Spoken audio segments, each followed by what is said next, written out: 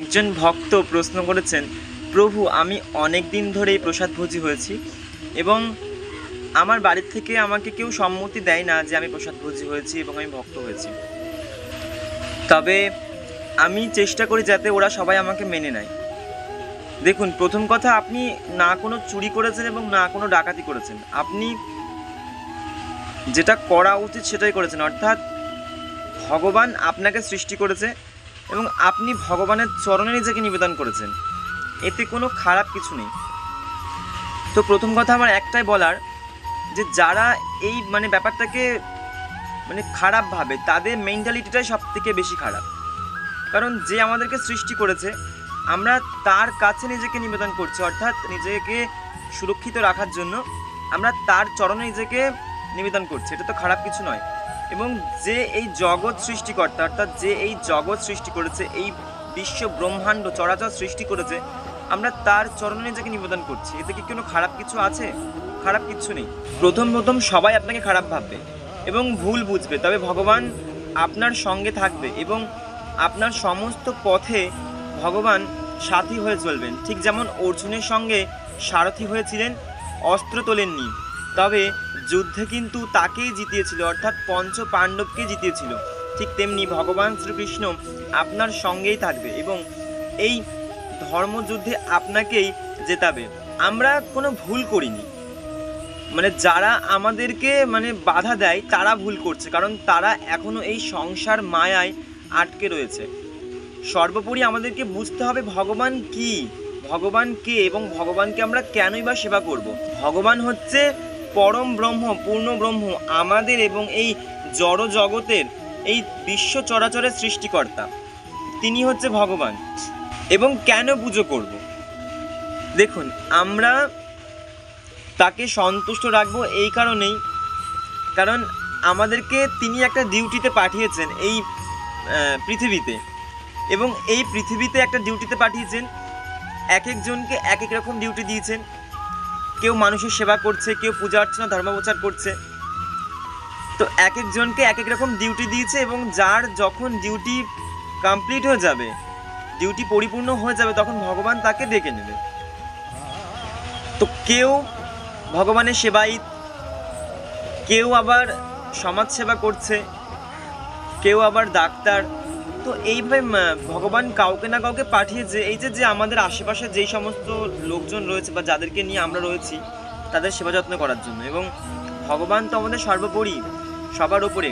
ভগবান সব কিছু দেখছেন এবং তিনি সমস্ত কিছু করাচ্ছেন। দেখুন, আমরা যখন নিষ্ঠা ভরে ভগবানের কাছে নিজেকে নিবেদন করে দেব, তখন আমাদের সমস্ত কিছু ভগবানই নিয়ন্ত্রণ করছে। এবার আমি যদি খারাপ কিছু করি, অর্থাৎ আমি লোকের সঙ্গে অত্যাচার করি, ঝামেলা করি, বা দেখা গেল আপনি কারোর সঙ্গে ঝামেলা করছেন, অশান্তি করছেন এবং বলছেন যে ভগবান করাচ্ছে, তবে যখন থানায় পুলিশ টানতে টানতে নিয়ে যাবে, তখন কিন্তু সেটা ভগবানই করাবে। ঠিক তেমনি আমাদেরকে সবসময় ধর্মের পথের পথিক হয়ে চলতে হবে। আমাকে অনেকে অনেক কথা বলে, আমি চুপ করে শুনিনি।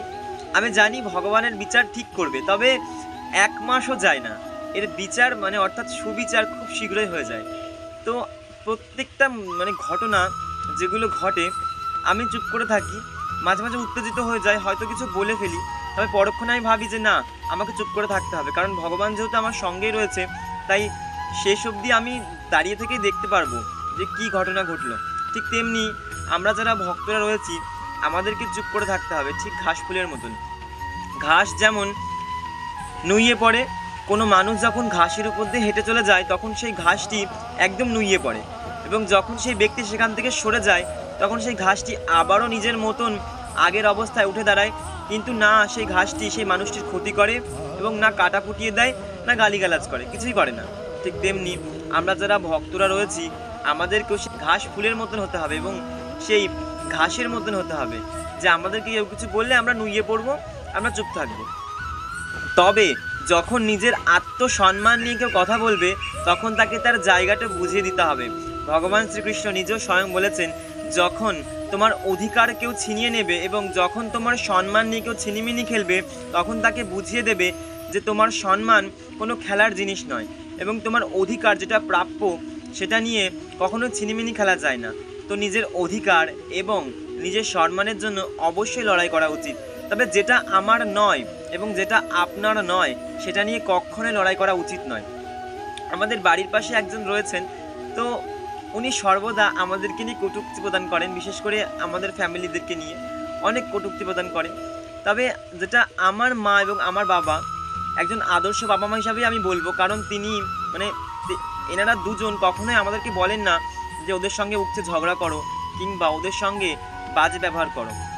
দেখা যায় যে ওনারাই মানে বারংবার উপচে পড়ে এবং ঝগড়া করতে আসে, কারণ ওনাদের আমাদের ভালো সহ্য হয় না। তো দেখুন, আশেপাশে এরকম প্রচুর লোক থাকবে যারা উপচে পড়ে আসবে ঝামেলা করতে এবং ভক্তিপথ থেকে বিচ্যুত করতে। দেখুন, সর্বদা ভগবানের চরণে নিজেকে মানে নিমজ্জিত করে রাখলে কারোর সাধ্য নেই যে আপনার ক্ষতি করবেন। এবং যেই সমস্ত ভক্তরা বেশ কয়েকদিন ধরে কমেন্ট করছেন যে প্রভু আমাকে তাবিজ দিন, আমাকে কবজ দিন এবং আপনার বাড়ির অ্যাড্রেস বলুন, আমি একটা কথাই বলবো যে আমি আমার বাড়ির অ্যাড্রেস দিচ্ছি, তবে না আমি তাবিজ দিই না আমি কবজ দিই, কারণ আমি এই সমস্ত তাবিজ কবজ কিচ্ছু বিশ্বাস করি না।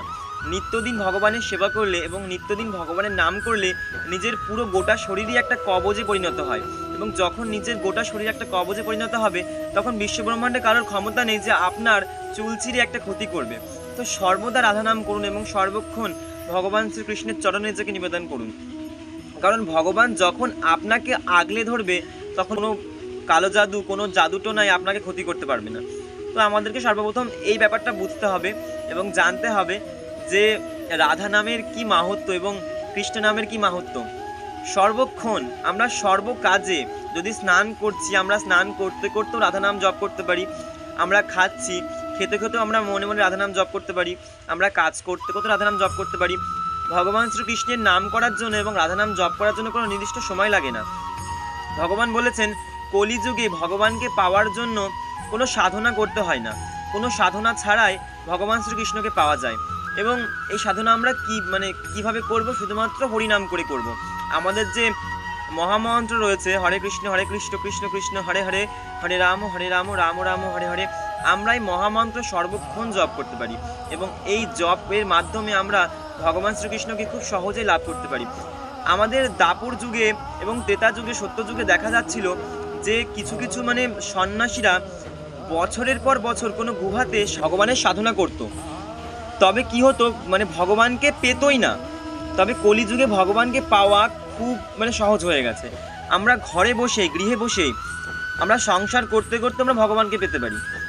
আমরা অনেকেই জানি না যে এই কলিযুগে ভগবানরাও মানুষ জন্ম নেওয়ার জন্য উদ্গ্রীব হয়ে বসে রয়েছে, কারণ এই কলিযুগে ভগবানকে পাওয়া খুব সহজ, কারণ আমরা কলিযুগে শুধুমাত্র নাম জপ করেই ভগবানকে পেতে পারি। এবং সত্য যুগে, ত্রেতা যুগে দেখা যায় শাস্ত্রে বর্ণিত রয়েছে যে তখনকার দিনে যে সমস্ত সাধু সন্ন্যাসীরা ছিল যারা ভগবানকে পাওয়ার জন্য জপ তপ করতো এবং তারা ধ্যানে লিপ্ত থাকতো, তাদের শরীরে পিঁপড়ে বাসা বেঁধে ফেলতো। একবার জাস্ট ভাবুন যে কোনো মানুষের শরীরে যদি পিঁপড়ে বাসা করে তাহলে সেই মানুষটার কী অবস্থা হতে পারে। না খেয়ে না দে বছরের পর বছর ঠিক গুহাতে বসে এবং একটা গাছের নিচে বসে জপ করছে, ধ্যান করছে, না খাওয়া দাওয়া করে, এবং এত কিছু করার পরেও ভগবানকে পাওয়া যাবে কি না তার কোনো ধারণা ছিল না, অর্থাৎ ভগবানকে পাওয়া যাবে কি না সে বিষয়ে সঠিক বলা যেত না। কিন্তু কলিযুগে ভগবানকে পাওয়া হয়ে গেছে অতি সহজ। আমরা শুধুমাত্র হরিনাম জপ করে আমরা ভগবানকে পেতে পারি। ভগবানকে পেতে গেলে আমরা কি করব? অনেকেই এই প্রশ্ন করেন। দেখুন, ভগবানকে পাওয়ার জন্য আমাদেরকে 108 বেলপাতার মালাও লাগবে না, এক গাড়ি তুলসী পাতাও লাগবে না, নতুন বস্ত্র, নতুন কাপড়, সোনাদানা, গয়নাঘাটি কিচ্ছু লাগবে না। আমার অনাদিরাতে গোবিন্দ, রাধারানী এবং শ্রীকৃষ্ণ অত্যন্ত কৃপাময় এবং দয়ালু, দয়ার সাগর, এবং এই দয়ার সাগরে সবাই নিমজ্জিত হতে পারে। ভগবান সবাইকে ডেকে নেয়। যদি কোনো খারাপ মানুষ থাকে সেও যদি ভগবানকে ডাকে, ভগবান তাকেও তার চরণে নিবেদিত করে দেয়। ভগবান এতটাই কৃপালু। দেখুন, আমি বা আপনি কি করব? আমি বা আপনি আমাদের সঙ্গে কেউ খারাপ ব্যবহার করলে আমরা তার মুখ দেখবো না, তার সাথে কথা বলবো না, কিন্তু আমার অনাদিরাতে গোবিন্দ সে কিন্তু তা করেন না। যদি অনাদিরাতে গোবিন্দ কেউ গালিগালাজ করে, কেউ খারাপ মন্তব্য করে, কটূক্তি প্রদান করে, ভগবান তাকেও তাকেও সুযোগ দেয় যে ঠিক আছে তুই আমাকে এত কথা বললি, ঠিক আছে আমি মেনে নিলাম, কিন্তু যখন তুই যদি আমাকে স্মরণ করিস বা কোনোদিন যদি আমাকে স্মরণ করিস আমি তৎক্ষণাৎ তোর কাছে চলে যাব। তাহলে ভাবুন আমার অনাদিনাথে গোবিন্দ কতটা দয়ালু এবং কতটা কৃপালু। তার কাছে যে একবার নিজের মনের কথা বলে সে সেই মনের বাঞ্ছা পূরণ করতে উদ্গ্রীব হয়ে পড়ে। আমার অনাদিনাথে গোবিন্দ তাকে নিয়ে আমি যাই বলি না কেন সেটাই আমার পক্ষে কম হয়ে যায়, কারণ আমি যাই বলি না কেন বলার পরে আমার মনে হয় না আর একটু বললে ভালো হতো, এটা কম হয়ে গেছে, ওটা কম হয়ে গেছে। একজন ভক্তের মনে সর্বদা এরকমটাই হওয়া উচিত যে আমি যদি ভগবানকে কোনো ভোগ নিবেদন করি আমার মনে হয় যে না আজকে ভোগ কম নিবেদন করা হয়ে গেছে, আজকে মানে ব্যঞ্জন কম রান্না হয়েছে, যদি আর দুটো তরকারি রান্না করতাম বা আর দুটো ভাজা করতাম তাহলে হয়তো ভালো হতো। তো একজন ভক্ত সর্বক্ষণ তার ভগবানকে নিয়ে পরিপাটি করতে ব্যস্ত থাকে, অর্থাৎ একজন ভক্ত সর্বদা ভাবে যে আমার ভগবানকে এটা দিলে ভালো হতো, ওটা দিলে ভালো হতো, এই শৃঙ্গার করলে ভালো হতো। মানে যতই আপনি শৃঙ্গার করান না কেন আপনার মন কিছুতেই ভরবে না, কারণ আমরা যারা বৈষ্ণব ভক্তরা রয়েছে তারা সর্বদা আমরা আমাদের প্রভুদেরকে নিয়ে মানে খুব কনসার্ন থাকি এবং সর্বদা তাদেরকে সুন্দরের থেকেও সুন্দর করার চেষ্টা করি। দেখুন অনাদিনাথে গোবিন্দ তো সুন্দরের চেয়েও সুন্দর, অতি সুন্দর, মানে কি বলবো। আমি জাস্ট একটা ছোট্ট ব্যাখ্যা দিচ্ছি। এই পৃথিবীতে যত সুন্দর ছেলেমেয়েরা রয়েছে সেই সমস্ত ছেলেমেয়েরা কামদেবের শরীরের একটা লোম, ঠিক আছে, একটা রোমের ভাগেরও ভাগ, অর্থাৎ একটা রোম যদি 10 ভাগ করা যায় সেই 10 ভাগেরও 10 ভাগ, তারও 10 ভাগ, তারও 10 ভাগের 10 ভাগ করলে মানে যারা পৃথিবীতে সুন্দর সুন্দর ছেলেমেয়েরা রয়েছে তাদের সৌন্দর্য। এবং এই যত সুন্দর সুন্দর ছেলেমেয়েরা রয়েছে এই সমস্ত সুন্দর ছেলেমেয়েদেরকে একত্রিত করলে যেই সৌন্দর্য উৎপত্তি হবে সেই সৌন্দর্য হচ্ছে আমাদের কামদেবের মানে এক অংশও না। এবং আমাদের এই কামদেব যত সুন্দর তার থেকে অধিক সুন্দর হচ্ছে কামদেবের স্ত্রী রতি, এবং এই রতি যত সুন্দর তার থেকে অধিক সুন্দর হচ্ছে 10 গুণ 10 গুণ মানে কয়েক কোটি গুণ তারও বেশি গুণ সুন্দর হচ্ছে আমার শ্রীকৃষ্ণ, আমার অনাদিনাথে গোবিন্দ। এবং আমার এই গোবিন্দর থেকেও সুন্দর মানে গোবিন্দর থেকেও কোটি কোটি গুণ সুন্দর হচ্ছে আমার শ্রী রাধা রানী। তাহলে বুঝতেই পাচ্ছেন আমার রাধা এবং শ্রীকৃষ্ণ কত সুন্দর, কত মধুর, তার সৌন্দর্য দেখে মানুষ কি পরিমাণে মোহিত হয়। মানে পৃথিবীতে সুন্দর সুন্দর মানুষদেরকে দেখেই মানে আমরা মোহিত হয়ে যাই। এবং তাদের থেকেও সুন্দর হচ্ছে আমাদের কামদেব অর্থাৎ মদনদেব, এবং তার থেকেও সুন্দর হচ্ছে আমার শ্রী মদন গোপাল আমার গোবিন্দ, এবং তার থেকেও সুন্দর রয়েছে আমার শ্রী রাধারানী লাডলি। তাহলে ভাবুন আমাদের অনাদিনাথে গোবিন্দ কত সুন্দর, তার রূপ বর্ণনা করা যায় না, তিনি এতটাই সুন্দর। এবং তাহলে আমাদের যে ভক্তরা রয়েছি তাহলে আমরা কেন তার সৌন্দর্যে মোহিত হব না? আমরা তার সমস্ত কিছুতে মোহিত হয়ে যাই, তার চরণ দেখে মোহিত হয়ে যায়, তার সৌন্দর্য দেখে মোহিত হয়ে যায়, তার শৃঙ্গার দেখে মোহিত হয়ে যায়, তার কেশ দেখে মোহিত হয়ে যায়, তার ঠোঁট দেখে মোহিত হয়ে যায়, তার নাক দেখে মোহিত হয়ে যায়, তার 2 নয়ন দেখে মোহিত হয়ে যায়, তার যা রয়েছে প্রত্যেকটি অঙ্গ ভঙ্গিমা দেখে আমরা মোহিত হয়ে যাই, কারণ তার সমস্ত কিছুতেই আমাদের প্রীতি লাভ। তিনি যদি এইদিকে হেলে যান তাতেও আমরা খুশি, তিনি যদি এইদিকে হেলে যান তাতেও আমরা খুশি। আমরা যারা ভক্তরা রয়েছি আমরা ভগবানের সমস্ত কিছুতেই খুশি হয়ে যাই, এবং আমাদের জীবনে অত্যাধিক চাওয়া পাওয়া নেই, আমরা বিন্দু মাত্র চাওয়া পাওয়াতেই খুশি, এবং ভগবান আমাদেরকে যা দিয়েছেন আমরা তাতেই খুশি, আমাদের অধিক মাত্রায় কিছু চাই না। এবং আমাদের অন্যের জিনিসের প্রতি কোনো লোভ লালসা নেই, কারণ আমাদের গোবিন্দ রয়েছে, এবং আমাদের গোবিন্দ যা যা আমাদের প্রয়োজন আমাদেরকে সেই সমস্ত কিছু 2 হাত ভরে দেন। তারপরেও আমার মনে হয় না অন্যের জিনিসের প্রতি আমাদের লোভ লালসা থাকা প্রয়োজন। দেখুন আমার তো অন্য জিনিসের প্রতি ছোটোর থেকে কোনো লোভ লালসা নেই, এবং আমার বাবা মা আমাকে সেইভাবেই তৈরি করেছে। সেই জন্য আমি সর্বদা এটাই বলে থাকি যে আমার বাবা মা আমার কাছে আদর্শ, এবং আমার যত গুরু ভাইরা রয়েছে এবং যত গুরু বোন, আমার যত বন্ধু বান্ধব রয়েছে যারা আমার বাড়িতে আসে তারা সত্যিই বলে যে তোর বাবা মা একজন আদর্শ বাবা মা, তুই ভক্তিপথে এসেছিস, তোর বাবা মা তোকে যথেষ্ট সাপোর্ট করে এবং সব সময় তোর পাশে থাকে। তো সেক্ষেত্রে আমি আমার বাবা মাকে আদর্শ বাবা মাই বলবো, এবং আমার বাবা মা সর্বদা আমাকে এটাই শেখায় যে অন্যের জিনিসের প্রতি কখনোই লোভ লালসা থাকা উচিত নয়, কারণ আমরা এসেছি এই জগতে ভগবান সেবা করার জন্য, ভগবানের চরণ পাওয়ার জন্য।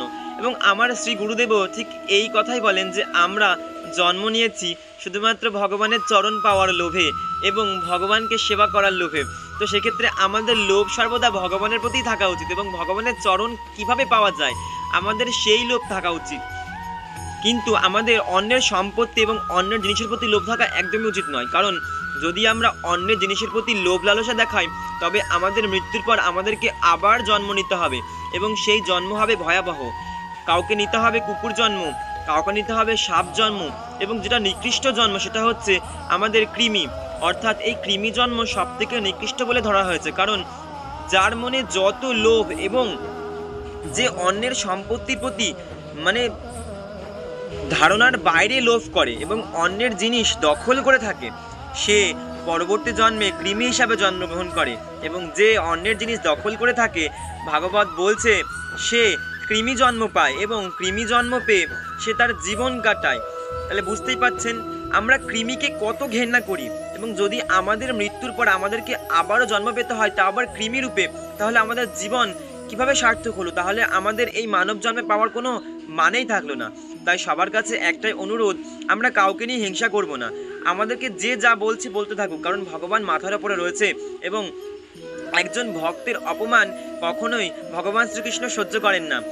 আশা করি ভগবান নৃসিংহদেবের অবতারের কথা সবাই মনে রেখেছেন। কারণ ভগবান নৃসিংহদেব অবতীর্ণ হয়েছিলেন যখন প্রহ্লাদ মহারাজকে তার নিজের আপনজনেরা শাস্তি দিচ্ছিলেন, অত্যাচার করছিলেন এবং তার প্রতি কটূক্তি প্রদান করছিলেন। তখন আমার অনাদি রাধে গোবিন্দ, আমার শ্রীমান শ্রীনারায়ণ অবতীর্ণ হয়েছিলেন উগ্র নৃসিংহদেব হিসেবে এবং নৃসিংহদেব হিসেবে অবতীর্ণ হয়ে তার সমস্ত শত্রুদেরকে নাশ করেছিলেন এবং হিরণ্যকশিপকে মেরে ফেলেছিলেন। তো বুঝতেই পাচ্ছেন একজন ভক্তের পেছনে যখন কোনো শত্রু লাগে তখন ভগবান তাকে ঠিক এইভাবেই নাশ করে। তাই একটাই রিকোয়েস্ট, কোনো ভক্তকে দেখে কটূক্তি প্রদান করবেন না এবং কোনো ভক্তের পেছনে কটূক্তি করা উচিত নয়, তাকে লাঞ্ছনা গঞ্জনা দেওয়া উচিত নয়। কারণ ভক্তের উপরে সর্বদা ভগবান থাকে, কারণ একজন ভক্তকে সর্বদা ভগবানই পরিচালনা করে। এবং যখন উগ্র নৃসিংহদেব একেবারে সব তছনছ করে দিচ্ছিলেন, ভেঙে চুরমার করছিলেন এবং পৃথিবী ধ্বংসের পথে পৌঁছে গিয়েছিল, তখন সমস্ত দেবদেবীরা মিলে বলেছিলেন, হে প্রহ্লাদ মহারাজ, আপনি আপনার অনাধিরাধে গোবিন্দ, আপনার শ্রী নৃসিংহদেবকে শান্ত করুন, আপনি গিয়ে তাকে জড়িয়ে ধরুন, কারণ আপনিই পারবেন আপনার শ্রী অনাধিরাধে গোবিন্দ শ্রীমান শ্রী নারায়ণকে শান্ত করতে। তখন প্রহ্লাদ মহারাজ গিয়েছিলেন সেই নৃসিংহদেবকে জড়িয়ে ধরতে এবং জড়িয়ে ধরার তৎক্ষণাৎ নৃসিংহদেব চোখ দিয়ে অশ্রু ঝরাতে শুরু করেন এবং বারংবার কান্না করেন, কান্না কিছুতেই থামতে চায় না। যখন প্রহ্লাদ মহারাজ সেই দেখে কান্না শুরু করছেন, তখন নৃসিংহদেব প্রহ্লাদ মহারাজের চোখের অশ্রু নিজের জিহ্বা দিয়ে চেটে খাচ্ছেন এবং বলছেন, হে ভক্ত, আমি তোমাকে বাঁচাতে অনেক দেরি করে ফেলেছি, অনেক দেরি হয়ে গেছে তোমাকে রক্ষা করতে আসার জন্য, কারণ এতদিন ধরে তুমি অনেক অত্যাচার সহ্য করেছো, আমাকে ক্ষমা করে দিও ভক্ত বৎস। আমি তোমার এত অত্যাচার, এত লাঞ্ছনা গঞ্জনা ঠেকাতে পারিনি, থামাতে পারিনি, আমাকে আসতে অনেক দেরি হয়ে গেছে। তো তখন যখন প্রহ্লাদ মহারাজ জড়িয়ে ধরলেন এবং তখন নৃসিংহদেব শান্ত হয়ে গেলেন এবং প্রহ্লাদ মহারাজকে জড়িয়ে ধরলেন। তো বুঝতেই পাচ্ছেন একজন ভক্ত এবং একজন ভগবানের মহিমা কতটা হতে পারে। যখন প্রহ্লাদ মহারাজকে তার পিতা বলেছিলেন, তো কোথায় তোমার শ্রীমান শ্রী নারায়ণ, তুমি, তখন প্রহ্লাদ মহারাজ বলছে, এই আকাশে আমার নারায়ণ রয়েছে, এই বাতাসে আমার নারায়ণ রয়েছে, এই মাটিতে আমার নারায়ণ রয়েছে, যেখানে আপনি বসে রয়েছেন সেখানেও নারায়ণ রয়েছে, এবং এই গম্বুজ, এই রাজসভায় যত গম্বুজ রয়েছে সেই প্রত্যেকটি গম্বুজে রয়েছে আমার শ্রীমান শ্রী নারায়ণ প্রভু। তখন নৃসিংহদেব অর্থাৎ শ্রীমান শ্রী নারায়ণ সেই রাজসভার গম্বুজ ভেঙে অর্থাৎ সেখান থেকে তিনি বেরিয়ে এসেছিলেন। মানে এটাই বোঝানোর চেষ্টা করেছিলেন যে পৃথিবীর সর্বস্থানে সর্ব জায়গায় আমাদের শ্রীমান শ্রী নারায়ণ অবস্থান করছেন।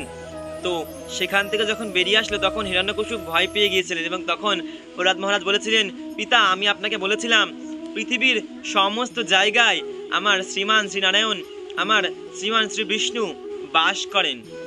তো যেই ভক্ত প্রশ্ন করেছিলেন, আশা করি আমি সেই ভক্তের প্রশ্নের সঠিক উত্তর দিতে পেরেছি এবং খুব সহজ ভাষায় আজকের প্রশ্নের উত্তর বোঝাতে পেরেছি।